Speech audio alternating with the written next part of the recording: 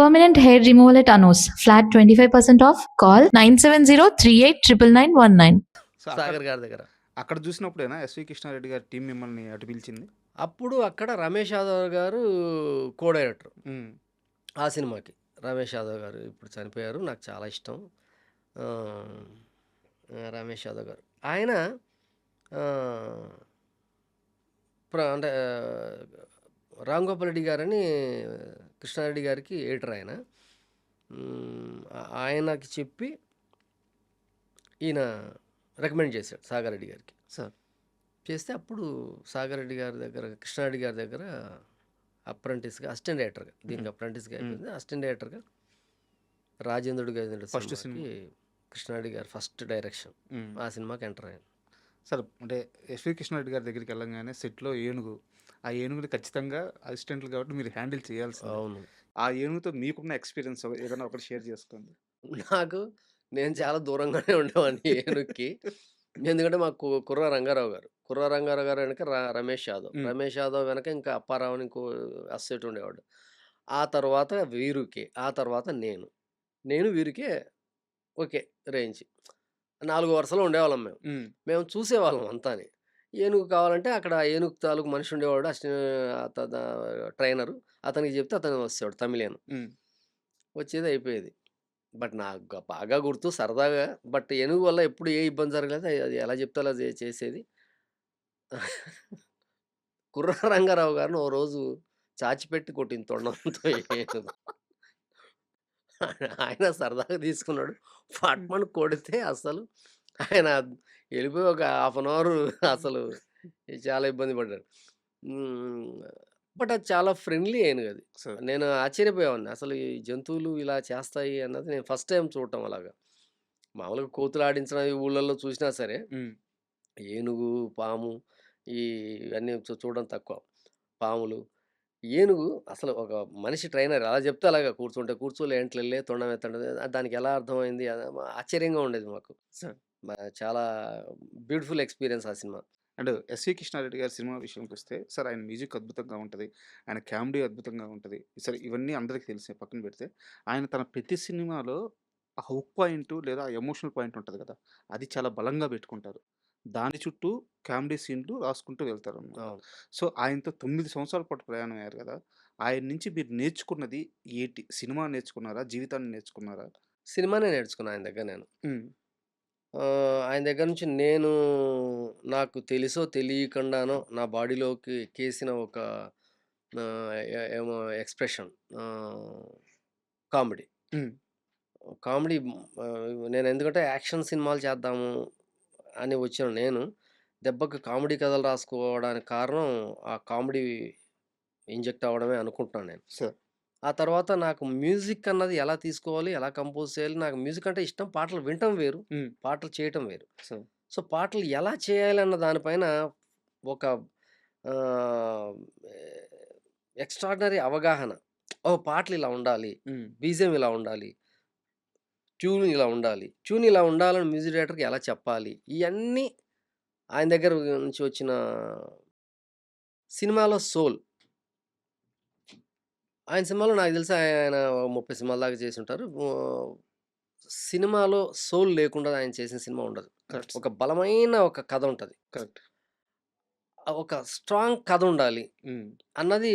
అంటే ఆయన కథ 60% ఉంటది. కామెడీ 40% ఉంటది. సార్ నేనేంటంటే ఒక 60% కామెడీ, ఒక 10, 20% కథ అలా అలా పెట్టుకొని వచ్చా నేను. ఉమ్, కామెడీ పైన ఎక్కువ డిపెండ్ అయ్యాను నేను. సార్ మేబీ తెలీదు నాకది ఎందుకలా జరిగిందో. నాకు అలా కుదిరాయి గూడా సో కథలు. ఫస్ట్ చాలా వర్కౌట్ అవుతూ వచ్చినాయి. వచ్చింది. అలాగే దాన్ని అలాగే డెవలప్ అవుతూ వచ్చాను నేను.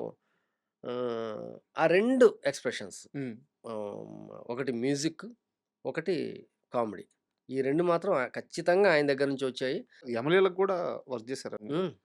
ఒక చిన్న డౌటు. 'యమలీల' సినిమాని ముందుగా అప్పటి సూపర్ స్టారు, అంటే ఆయన ఎప్పుడూ సూపర్ స్టారే, కృష్ణ గారి అబ్బాయి మహేష్ బాబు గారితో చేద్దామని ప్రయత్నించి ఆయన చిన్న వయసు కుదరక అలీ గారితో తీశారా?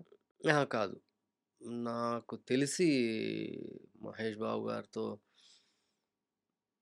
జరగలేదు కానీ వేరే హీరోలు చాలా మందితో అనుకున్నారు. సార్ బట్ అవ్వలేదు. బట్ ఎస్పెషల్లీ నాకు తెలిసి ఆ సినిమా ఆహ్, అంటే మాకు చెప్పరు. మాతో మాట్లాడరు గదా! కొన్ని విషయాలు. హ్మ్. బట్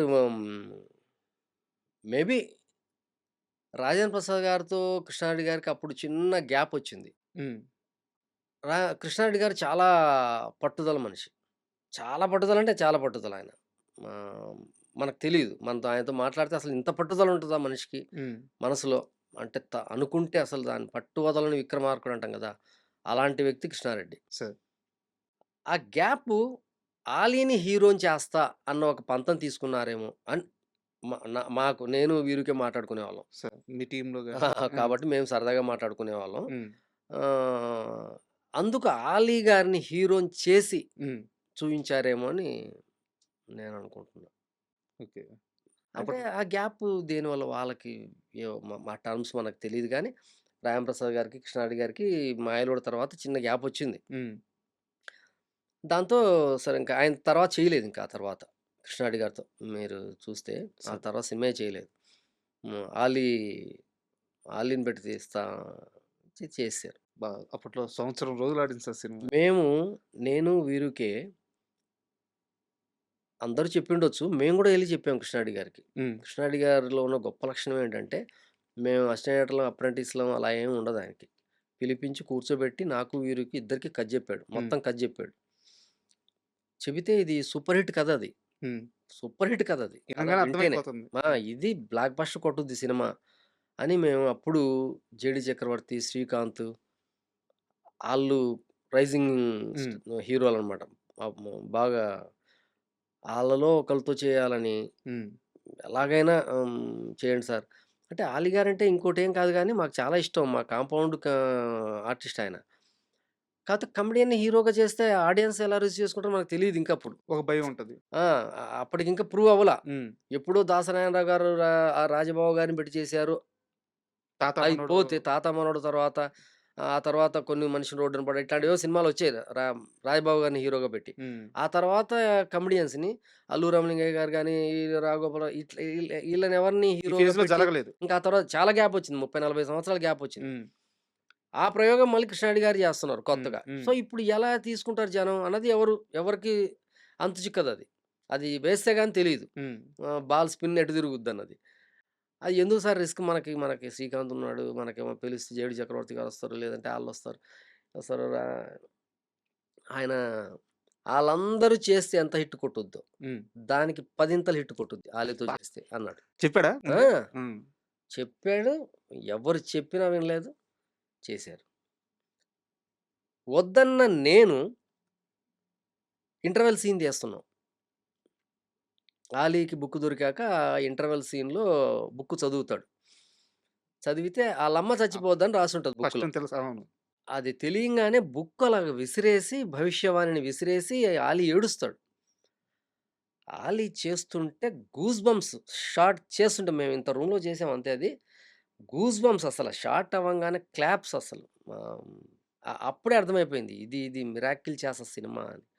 అట్లాగే అది మిరాకిల్ నాకు ఆ చేసింది. షాట్ గూడా బాగా గుర్తుంది సార్. హ్మ్. యాక్చువల్‌గా 'కృష్ణారెడ్డి' గారి సినిమాల్లో ఆ షార్ట్ కంపోజ్‌లో ఆ రౌండ్ ట్రాలీ అవును. అది అంత చాలా చాలా ఎక్కువ చేయడాయన. చాలా రేరు. అవును.